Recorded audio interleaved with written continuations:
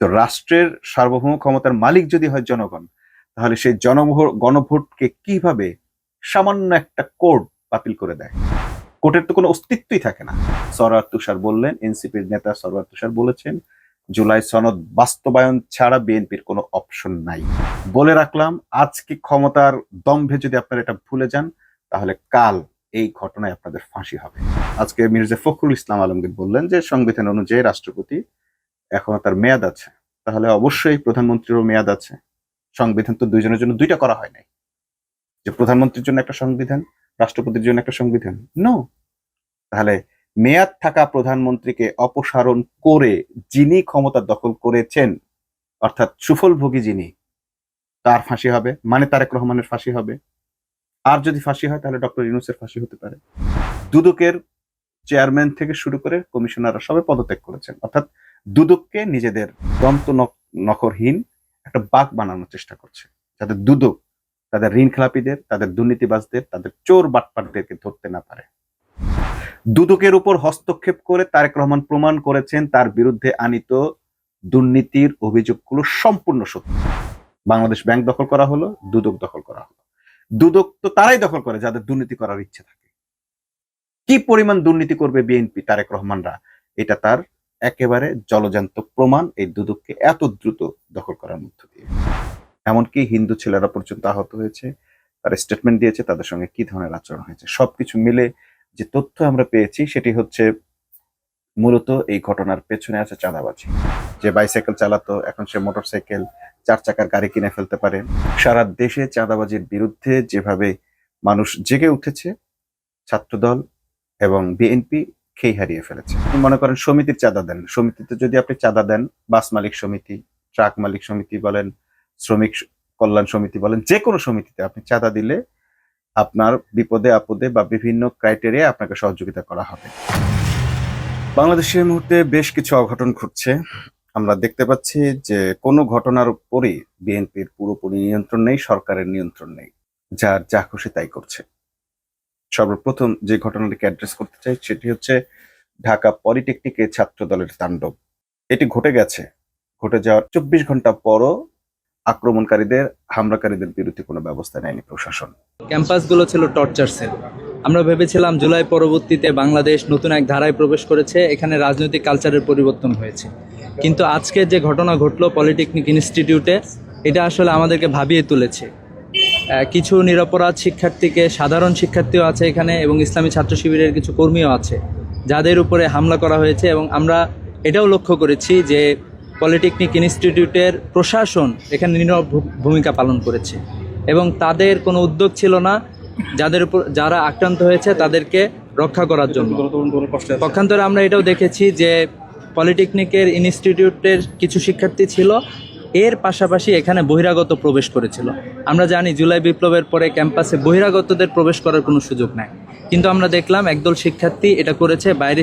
বাইরের কিছু সন্ত্রাসীদেরকে এনেছে এবং সিসিটিভি ফুটেজ চেক করে এ সকল সন্ত্রাসীদের বিরুদ্ধে অবিলম্বে তাদেরকে গ্রেফতার করতে হবে। আপনারা অলরেডি দেখেছেন, আমাদের ভাইরা নাম বলেছে যে কারা কারা এই সকল হামলার সাথে জড়িত ছিল, তাদেরকে অনতিবিলম্বে গ্রেফতার করতে হবে। এবং আমরা এটাও দেখেছি যে যারা হামলার সাথে জড়িত তারা মূলত একসময় তারা ছাত্রলীগের রাজনীতির সাথে জড়িত ছিল, এখন তারা ক্যাম্পাসে অস্থিতিশীল পরিবেশ সৃষ্টি করতে যাচ্ছে। আমরা জানি যে নতুন বাংলাদেশে আমরা সুন্দর এক বাংলাদেশ চাই, কিন্তু এই বাংলাদেশে কিছু মানুষের এ ধরনের আচরণের মধ্য দিয়ে আমরা লক্ষ্য করছি যে বাংলাদেশকে অস্থিতিশীল করার জন্য কার্যক্রম তারা পরিচালনা করতেছে। তো আমরা যারা এই সন্ত্রাসী হামলার সাথে জড়িত, ছাত্র দলের অথবা ছাত্রলীগের, তাদের বিরুদ্ধে তাদেরকে অনতিবিলম্বে গ্রেফতার করতে হবে। আমরা সরকারের কাছে আহ্বান জানাই, প্রশাসনের কাছে আহ্বান জানাই, অনতিবিলম্বে তাদের গ্রেফতার করতে হবে। এবং আমরা ছাত্রদের যে ক্যাম্পাসে অধিকার রয়েছে, ছাত্ররা ক্যাম্পাসে তাদের সকল কার্যক্রম যথাযথভাবে পরিচালনা করবে। সন্ত্রাসীদের কোনো ঠিকানা এই ক্যাম্পাসগুলোতে হবে না। ডে 1 থেকেই প্রশাসন দলকানা আচরণটা শুরু করেছে। শিক্ষকরা পুলিশকে পলিটেকনিকের ভেতরে ঢুকতে দেয়নি, ঢুকতে না দিয়ে ছাত্র দলের সন্ত্রাসীরা নিজেদের মতো যা খুশি তাই করেছে, করার সুযোগ দিয়েছে। ছাত্র শিবির দাবি করেছে যে সেখানে বহিরাগত হিসেবে অর্থাৎ নন অ্যালটেড যারা ছিল তাদেরকে বের করে দিতে হবে। আমাদের সবার অ্যালট আছে, আমি অ্যালট কার্ড দেখাবো, রুম দেখবেন, ওই রুমগুলো ভাঙা, আর ওদের অ্যালট কার্ডও দেখবেন। ইভেন এখন আপনি হলে অ্যালট চেক দেন, কয়জন অ্যালটধারী পাবেন। আপনারা তো এটাতে ব্যর্থ, আপনারা অ্যালটধারী লোক ছাড়া, মানে যারা বৈধ স্টুডেন্ট, অবৈধ স্টুডেন্টদের ভরে রাখছেন, তাহলে আপনারা অবৈধ স্টুডেন্ট বের করতে ব্যর্থ। যদি অবৈধ এখন আমার সাথে চলেন, এখন আমরা অবৈধ বের করে দিব, কমসে কম শখানিক অবৈধ বের করে দিব, আমি নিজে শখানিক অবৈধ বের করে দিব। আপনি আসেন, আমার সাথে আসেন, লোকজন অ্যালট মানে বৈধ হলে যে বৈধপত্র আছে, এই বৈধপত্র নিয়ে বের করতে বেরিয়ে আসতে বলেন। হলে বৈধ একটা বৈধ কার্ড আছে, অ্যালট কার্ড, এই অ্যালট কার্ড নিয়ে বেরিয়ে আসতে বলেন। কয়জন বেরিয়ে আসতে পারে? যদি যারা বেরোয় না আসতে পারে, তারা অবৈধভাবে আমাদের উপর অ্যাটাক করছে, তারা সন্ত্রাসী, তাহলে সন্ত্রাসীদের আপনারা এখন গ্রেফতার করবেন।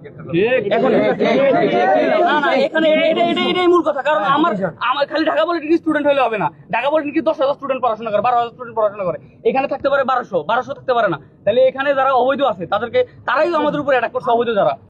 এবং এই নন অ্যালোটেডরা ভিতরে ঢুকে অ্যালটমেন্ট করা ছাত্রদের রুমগুলো ভাঙচুর করেছে, দখল করেছে। ছাত্রদলের এই তাণ্ডবের ব্যাপারে সাধারণ শিক্ষার্থীরা মুখ খুলেছে, কারণ তাদের অনেকেই আহত হয়েছে, এমনকি হিন্দু ছেলেরা পর্যন্ত আহত হয়েছে। তারা স্টেটমেন্ট দিয়েছে তাদের সঙ্গে কি ধরনের আচরণ হয়েছে। কারণ শিবিরের কর্মী আমি, এই জন্য আমাকে এইভাবে আঘাত করা হয়। ছাত্রদলে কি যেন নাম, ওই আমাকে বলতেছে যে শিবির করে, ধর এক শিবির করে এক মার, ছাদের উপর দিয়ে আমাকে মারছে।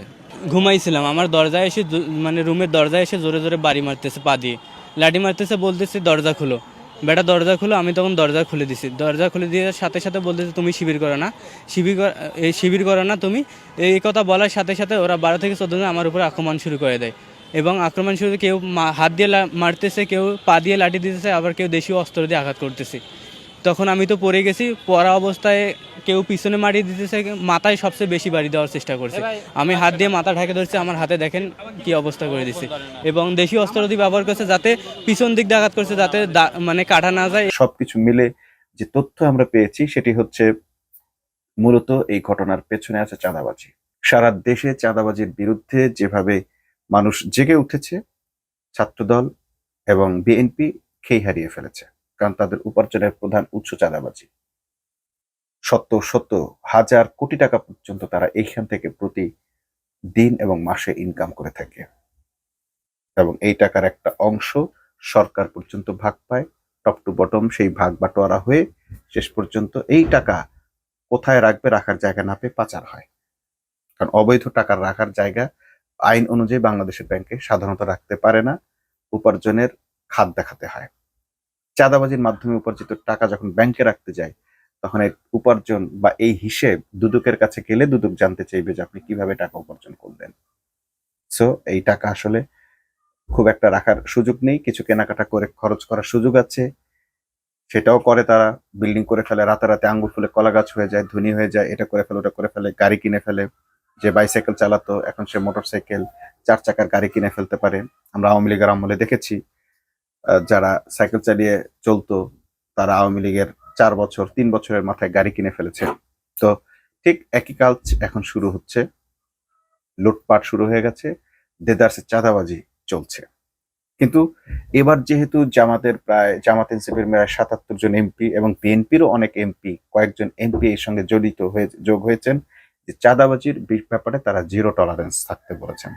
যে কারণে এখন বিএনপির এই চাঁদাবাজ দলের, শুধু এটাকে বিএনপির দোষারোপ করলে ভুল হবে, বিএনপির নয়, বিএনপির চাঁদাবাজ অংশটি উঠে পড়ে লেগেছে তাদের এই চাঁদাবাজিকে হালাল করার জন্য, বৈধ করার জন্য। কেউ কেউ বলছেন সমঝোতা করে। একটা হচ্ছে চাঁদা আর একটা চাঁদাবাজি। চাঁদা কোনটা? আপনি নির্দিষ্ট সেবার বিনিময়ে একটা চাঁদা দিচ্ছেন, সেটা একটা চাঁদা। আপনি মাসিক দিতে পারেন, বাৎসরিক দিতে পারেন, ফি দিতে পারেন, যে কোনো। আপনি মনে করেন সমিতির চাঁদা দেন, সমিতিতে যদি আপনি চাঁদা দেন, বাস মালিক সমিতি, ট্রাক মালিক সমিতি বলেন, শ্রমিক কল্যাণ সমিতি বলেন, যে কোনো সমিতিতে আপনি চাঁদা দিলে আপনার বিপদে আপদে বা বিভিন্ন ক্রাইটেরিয়া আপনাকে সহযোগিতা করা হবে।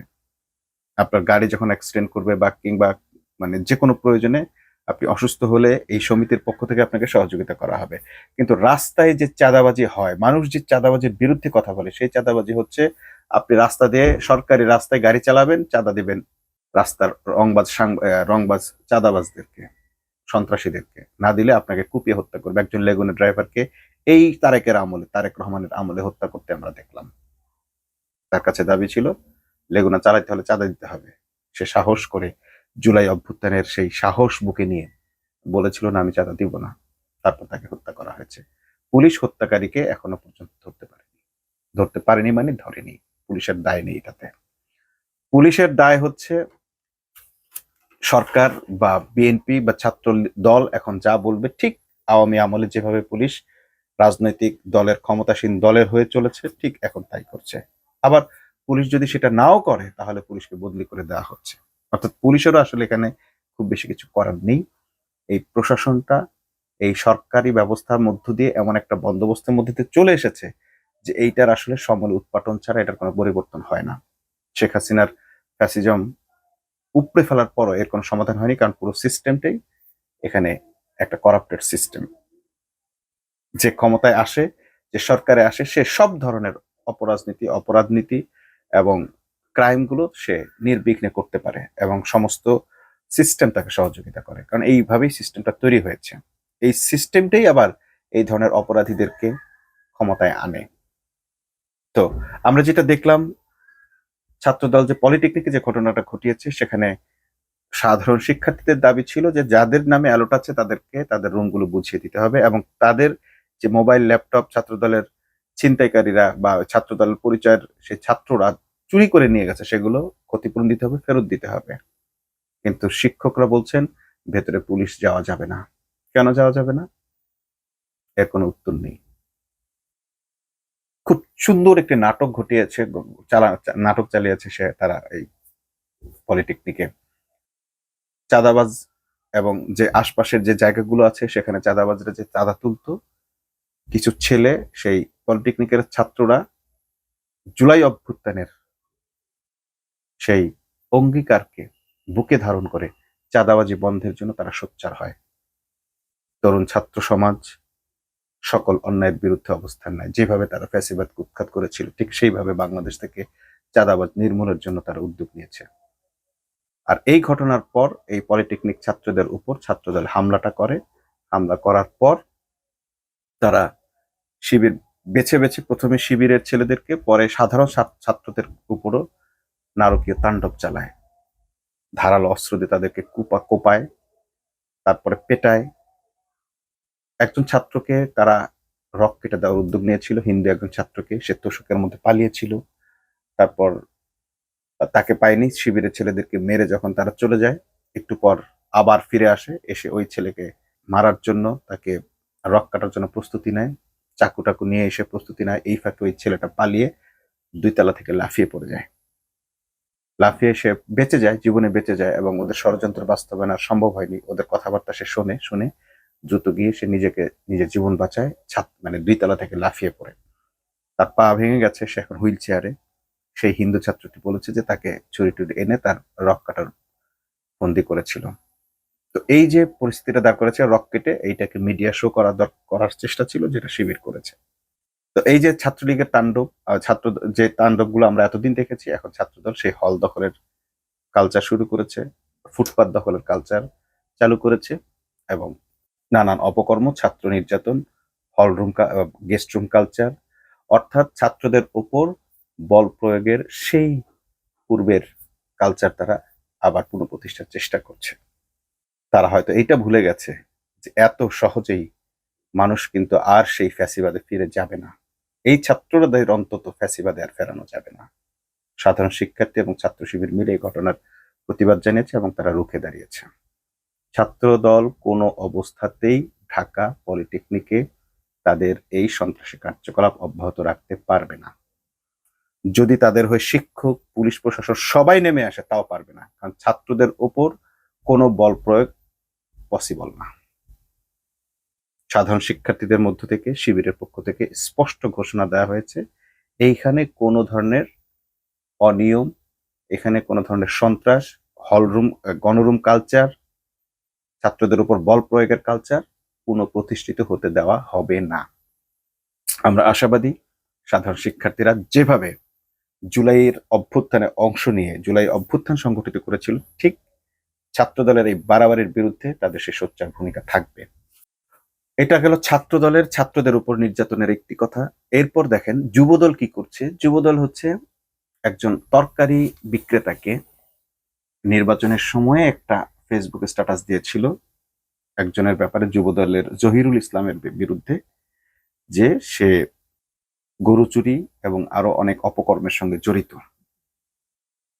তো সেই স্ট্যাটাসকে কেন্দ্র করে গতকাল তাকে হত্যা করা হয়েছে।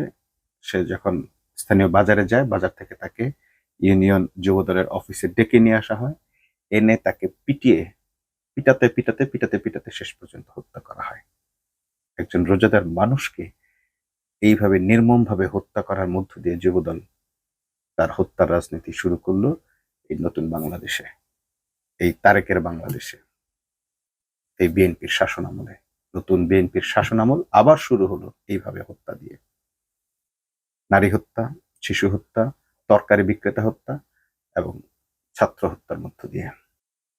এদিকে তারা আবার নতুন সুর তুলেছে, জুলাই সনদ তারা কোর্টের মাধ্যমে এটাকে বাস্তবায়ন করা থেকে বিরত থাকতে চায়। কোর্টকে ব্যবহার করে তারা জুলাইয়ের সনদ বাস্তবায়ন করা থেকে দূরে থাকবে। ঠিক যে কাজটি করেছিল আওয়ামী লীগ, যে কোনো বিষয়ে হাইকোর্টকে ব্যবহার করত, এটাও তারা শুরু করেছে। আজকে একটা কথা দেখলাম, মির্জা ফখরুল ইসলাম আলমগীর, তিনি বলছেন রাষ্ট্রপতি নির্বাচন নিয়ে এখনই এত কথা কেন? রাষ্ট্রপতির মেয়াদ, সংবিধান অনুযায়ী রাষ্ট্রপতির মেয়াদ এখনো শেষ হয়নি। মির্জা ফখরুল যে সংবিধানের কথা বলছেন, যে সংবিধান অনুযায়ী রাষ্ট্রপতির মেয়াদ শেষ হয়নি, সেই সংবিধান অনুযায়ী প্রধানমন্ত্রীর মেয়াদ কি শেষ হয়েছে? সুকৌশলে তিনি কিন্তু সেই সংবিধানে রাষ্ট্রপতির মেয়াদ শেষ হয়নি বলে মূলত তিনি এটাই মিন করেছেন যে প্রধানমন্ত্রীর মেয়াদও শেষ হয়নি। তাহলে তারেক রহমান কিভাবে প্রধানমন্ত্রীর শপথ নিলেন? সকলকে সতর্ক করে বলতে চাই, এই খেলাটা শেষ পর্যন্ত খুব ভয়ঙ্কর একটা খেলার জায়গায় যাবে। সেটা জনগণের জন্য ভয়ঙ্কর হতে পারে, বাংলাদেশের মানুষের জন্য ভয়ঙ্কর হতে পারে। শুধুমাত্র তারা যে আচরণ করছেন, শেষমেশ তারা তাদের ফাঁসির ব্যবস্থা করছেন কিনা সেটি আমাদের কাছে সন্দেহ হয়। সংবিধান নিয়ে তারা যে খেলা শুরু করেছেন, যদি এই সংবিধানকে তারা পুনর্বহাল করেন বা এই সংবিধানকে মান্য করেন, তাহলে এই সংবিধান অনুযায়ী তাদের ফাঁসি হতে হবে। কার ফাঁসি হবে? তারেক রহমানের ফাঁসি হবে। তিনি জবরদখল করেছেন প্রধানমন্ত্রিত্ব। খুব খেয়াল করবেন, জুলাই অভ্যুত্থান সংগঠিত হয়েছে, এরপর একটি ইন্টারিম গভর্নমেন্ট গঠিত হয়েছে। আপনাদেরকে একটা খবর বলে রাখি, এই গভর্নমেন্ট বা এই ইন্টারিম গভর্নমেন্ট তৈরির ক্ষেত্রে, গঠনের ক্ষেত্রে একটা বড় শক্তি কিন্তু জামাত ইসলামীকে আমন্ত্রণ জানিয়েছে। আপনারা জানেন তারা কারা? জামাতের কাছ থেকে ছাত্ররা, ডক্টর ইউনূস বা আরো অন্য যারা ছিলেন, তারা তাদেরকে বলেছেন যে কাদেরকে আপনার উপদেষ্টা বৈঠকে আপনাদের পক্ষ থেকে দু একজনের নাম বলেন, কয়েকজনের নাম বলেন, কাদেরকে আপনার উপদেষ্টা পরিষদে দেখতে চান। জামাত কারো নাম অফার করেনি। জামাত কারো নাম অফার করেনি। জামাতকে এখানে নেতৃত্ব দিতে বলা হয়েছে, জামাত নেতৃত্ব দেয়নি। জামাতের আমির সেখানে উপদেষ্টা পরিষদে অংশ নেননি। আমির অংশ নেননি মানে সেখানে কাউকে, জামাতের হয়ে কাউকে সেখানে ভূমিকা রাখার সুযোগ তারা দেননি। কেন দেননি? এটা মাথায় রাখতে হবে। এরপর নির্বাচন হলো। সেই নির্বাচনের আগে জামাত চেয়েছিল গণভোটটা আগে হোক, যাতে গণভোটের রায় বাস্তবায়নের পর, সংস্কারের পর একটি দল ক্ষমতায় আসতে পারে, সে যে দল হোক। সবাই জানতো যে বিএনপি ক্ষমতায় আসবে বা বিএনপির ক্ষমতায় আসা উচিত বা বিএনপি ক্ষমতায় আসার মতো। কিন্তু বিএনপিও এটা আরো বেশি করে জানতো, যে কারণে তারা চেয়েছে যে না, কোনো গণভোটের দরকার নেই, কোনো কিছু দরকার নেই, যা আছে সেইভাবে থাকুক, শুধু নির্বাচনটা হোক, আমরা এসে ওভারহেলমিং, আমরা সব আসন তো এখন যেহেতু আওয়ামী লীগ নেই, সব আসন আমরা পাবো, আমরা যা খুশি তাই করবো, ভালোটাও আমরা করবো, খারাপটাও আমরা করবো। ঠিক এখনো তারা সেই জায়গায় আছে। এখন তারা বলছে বিরোধী দল থেকে ডেপুটি স্পিকার দিবে, অর্থাৎ ভালো কিছু তারা এখান থেকেই করবে। আবার দুদকের চেয়ারম্যান থেকে শুরু করে কমিশনাররা সবাই পদত্যাগ করেছেন, অর্থাৎ দুদককে নিজেদের দন্ত নখরহীন একটা বাঘ বানানোর চেষ্টা করছে, যাতে দুদক তাদের ঋণ খেলাপিদের, তাদের দুর্নীতিবাজদের, তাদের চোর বাটপাটদেরকে ধরতে না পারে। দুদকের উপর হস্তক্ষেপ করে তারেক রহমান প্রমাণ করেছেন তার বিরুদ্ধে আনীত দুর্নীতির অভিযোগগুলো সম্পূর্ণ সত্য। $20 বিলিয়ন থেকে শুরু করে 20,000 অমুক তমুক যত অ্যামাউন্টের আমরা দুর্নীতির কথা শুনেছি, হাওয়া ভবনের দুর্নীতি, খাম্বার দুর্নীতি, সমস্ত দুর্নীতির অভিযোগ তারেক রহমানের সঙ্গে যা সংশ্লিষ্ট তার অধিকাংশ সত্য বলে তিনি প্রমাণ করে দিলেন এই দুদকের উপর হস্তক্ষেপ করে। জুলাই সনদের কথা ছিল দুদকের নিয়োগ হবে ওই সেই জুলাই সনদ অনুযায়ী একটি ভিন্ন কমিটির মাধ্যমে, নিয়োগ কমিটির মাধ্যমে, যে কমিটিতে সরকারি দলের একজন থাকবেন, বিরোধী দল থেকে একজন থাকবেন, বিচারকদের মধ্যে সাবেক বিচারপতিদের মধ্যে থেকে একজন থাকবেন, এইরকম একটি ইনক্লুসিভ কমিটির মাধ্যমে যেখানে সরকারের একক প্রভাব থাকবে না, দলীয় লোক আসার কোনো সুযোগ থাকবে না। বাংলাদেশ ব্যাংক দখল করা হলো, দুদক দখল করা হলো। দুদক তো তারাই দখল করে যাদের দুর্নীতি করার ইচ্ছে থাকে। কি পরিমাণ দুর্নীতি করবে বিএনপি, তারেক রহমানরা, এটা তার একেবারে জলজান্ত প্রমাণ এই দুদককে এত দ্রুত দখল করার মধ্য দিয়ে। এখন যেটা করেছে সংবিধানটা, যখন সংবিধান আপনি এখন এখন যেমন আজকে মির্জা ফখরুল ইসলাম আলমগীর বললেন যে সংবিধান অনুযায়ী রাষ্ট্রপতি এখনো তার মেয়াদ আছে, তাহলে অবশ্যই প্রধানমন্ত্রীরও মেয়াদ আছে। সংবিধান তো দুইজনের জন্য দুইটা করা হয় নাই, যে প্রধানমন্ত্রীর জন্য একটা সংবিধান, রাষ্ট্রপতির জন্য একটা সংবিধান, নো। তাহলে মেয়াদ থাকা প্রধানমন্ত্রীকে অপসারণ করে যিনি ক্ষমতা দখল করেছেন, অর্থাৎ সুফলভোগী যিনি, তার ফাঁসি হবে, মানে তারেক রহমানের ফাঁসি হবে। আর যদি ফাঁসি হয় তাহলে ডক্টর ইউনূসের ফাঁসি হতে পারে, অথবা কারোই ফাঁসি হবে না যদি তারা মনে করেন যে এটা পিপলস উইল, জন আকাঙ্ক্ষার বাস্তবায়ন। কেন? জনগণের ইচ্ছাই একটি রাষ্ট্রের সবচেয়ে বড় ক্ষমতা। পিপলস উইলটাই হচ্ছে রাষ্ট্রের সার্বভৌম, রাষ্ট্রের সার্বভৌম ক্ষমতার মালিক হচ্ছে জনগণ।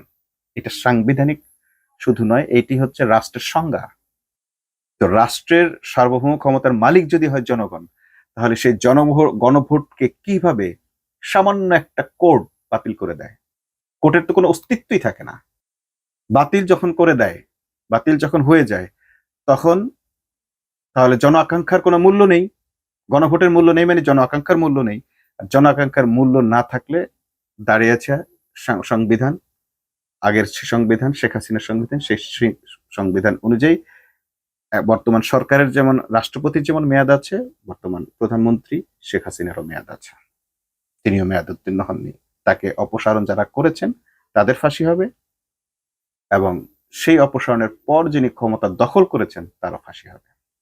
জুলাই সনদ নিয়ে যদি বাড়াবাড়ি করে, সরওয়ার তুষার বললেন, এনসিপির নেতা সরওয়ার তুষার বলেছেন জুলাই সনদ বাস্তবায়ন ছাড়া বিএনপির কোনো অপশন নাই। ওই ডেপুটি স্পিকার দিবেন, ওইটা দিবেন, দয়া দাক্ষিণ্য করবেন, উদারতা দেখাবেন, আপনাকে মিডিয়া ইতিবাচক হাততালি দিবে, নো, এটার কোনো সুযোগ নেই। আপনাকে পুরোপুরি জুলাই সনদ বাস্তবায়ন করতে হবে, এটা ছাড়া কোনো অপশন নাই। বলে রাখলাম, আজকে ক্ষমতার দম্ভে যদি আপনারা এটা ভুলে যান, তাহলে কাল এই ঘটনায় আপনাদের ফাঁসি হবে। যারা জুলাই সনদ বাস্তবায়ন করে না যাবেন, যদি বিএনপি ক্ষমতার কারণে কিংবা কারো চাপের কারণে জুলাই সনদ পুরোপুরি বাস্তবায়ন থেকে সরে যায়, তাহলে যারা এই ক্ষমতার পার্ট হবেন তাদের অনেকের ফাঁসি হয়ে যাবে। আপনাদেরকে একটা ঘটনা মনে করিয়ে দিই, জামাত আমিরকে কিভাবে ব্ল্যাকমেল করা হয়েছিল এবং জামাত আমির কেন সেটা মেনে নিয়েছিলেন। মোহাম্মদ মুরসি মিশরে যখন তিনি গণ অভ্যুত্থানের মধ্য দিয়ে ক্ষমতায় এলেন, ভোট হলো, ভোটের মধ্য দিয়ে তিনি ক্ষমতায় আসলেন, তারপর তাকে আবার সরিয়ে দেওয়া হলো অপসারণ করে, ক্ষমতা দখল করে। এই মুরসি সহ 507 জনের ফাঁসি দেয়া হয় মিশরে। এই যে আজকে যারা তারেক রহমানের মতো ক্ষমতায় এসেছেন, এরকম 507 জন কিংবা 500 জনের ফাঁসি হওয়া এই বাংলাদেশে অসম্ভব কিছু নয়। কারণ এই তারেক রহমানের পিতা জিয়াউর রহমান সরকার উৎখাতের চেষ্টা বা অভ্যুত্থানে অংশ নেওয়া বা বিদ্রোহে অংশ নেওয়ার অপরাধে সেনা সদস্যদের হত্যা করেছেন। 1140 জনের একটা তালিকা আছে, প্রায় এখান থেকে প্রায় 3000 জনের মতো সেনা সদস্যকে হত্যার একটি খবর সারা বিশ্বে ইতিহাসে লিখিত আছে। আপনারা যে কোনো উইকিপিডিয়া থেকে শুরু করে যে কোনো তথ্য সার্চ করে দেখতে পারেন, এইভাবে গণফাঁসি দেওয়া হয়েছিল।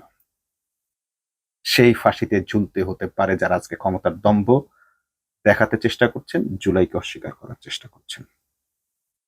সেখানে জামাতের কার ফাঁসি হবে, এনসিপির কার ফাঁসি হবে, সেটি বিবেচ্য নয়।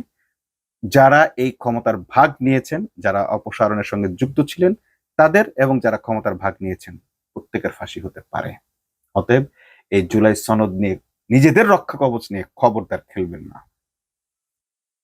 যারা আপনাকে আজকে আশ্বাস দিচ্ছে, তারা এরকম আশ্বাস শেখ হাসিনাকেও দিয়েছিল, কিন্তু শেখ হাসিনাকে তারা বাঁচাতে পারেনি। তারাই আওয়ামী লীগ করবে না, তারাই, ওই শক্তি, ওই ডিপ স্টেটই আপনাদের ফাঁসির ব্যবস্থা করে যাবে। এটা মাথায় রাখবেন এবং সতর্ক থাকবেন। বিশেষ করে তারেক রহমান এবং ডক্টর ইউনূস, আপনাদের দুজনেরই ফাঁসির রশিতে ঝুলতে হতে পারে যদি জুলাই সনদ বাস্তবায়িত না হয়, যদি এই সংবিধানকে কোনো অবস্থাতে আপনারা একজিস্ট রাখতে চান। এই সংবিধান অনুযায়ী প্রধানমন্ত্রীকে অপসারণের কোনো রাস্তা নেই। যদি কেউ চেষ্টাও করে, তার শাস্তি হচ্ছে ফাঁসি। এবং এই কারণেই শেখ হাসিনা 15 বছর টিকে ছিল, কোনো কু হয়নি, কোনো বিপ্লব হয়নি। ছাত্র জনতা বিপ্লব করেছে, কিন্তু ক্ষমতা তুলে দিয়েছে ডক্টর ইউনূসের হাতে। ডক্টর ইউনূস ক্ষমতা তুলে দিয়েছে তারেকের হাতে। ফাঁসিতে যদি ঝুলতে হয়, এদের দুজনকে ঝুলতে হবে সবার আগে। আবারও বলছি, সেই সরোয়ার তুষারের সাথে একমত হয়ে যে জুলাই সনদ বাস্তবায়ন ব্যতীত বিএনপির কোনো অপশন নাই। বিএনপির প্রতি উদাত্ত আহ্বান থাকবে, জুলাই সনদ নিয়ে আর কোনো ধরনের দেরি না করে গুম, হত্যা, ধর্ষণের রাজনীতি বন্ধ করে এখনই সিরাতুল মুস্তাকিমের পথে আসেন, সোজা সরল পথে আসেন। রাজনীতিকে রাজনীতির জায়গায় রাখেন। তারেক রহমানের প্রতি এখনো মানুষ খুশি, তিনি এখনো পাবলিকের মতো চলাফেরা করছেন, সঠিক সময় অফিস করছেন, ইতিবাচক কাজ করছেন। আর ফাঁকতালে জুলাই সনদ নিয়ে 2 নম্বরই করছেন। সেটা কে করছে, কোন পার্ট করছে, বিএনপির কোনো অংশ কিনা, সেটা কি ভারতের ভারতের পক্ষ থেকে বিএনপির ভেতরে থাকা মন্ত্রী পরিষদ করছে কিনা, অন্যরা করছে কিনা, সেটি আমাদের দেখার বিষয় নয়। আমাদের দেখার বিষয় জুলাই সনদ বাস্তবায়িত হইতে হবে। এর বাইরে যদি যায়, তাহলে আবার অভ্যুত্থান হবে, এবং সেই অভ্যুত্থানের পর হতে পারে আওয়ামী লীগ আবার ক্ষমতায় আসবে। আওয়ামী লীগ না আসলে, যাদের পাওয়ারে আপনারা ক্ষমতায় আসছেন, সেই তাদেরই অন্য কোনো শক্তি ক্ষমতায় আসবে এবং আপনাদের ফাঁসি দিবে। সেই ফাঁসির রায় কিন্তু শ্রীলঙ্কাতেও হয়েছে। অতএব সতর্ক হন। মনে করবেন না এই চেয়ার চিরস্থায়ী। এই চেয়ারে বসার পর দিন থেকে আপনার মাথার উপর ফাঁসির রশি ঝুলছে।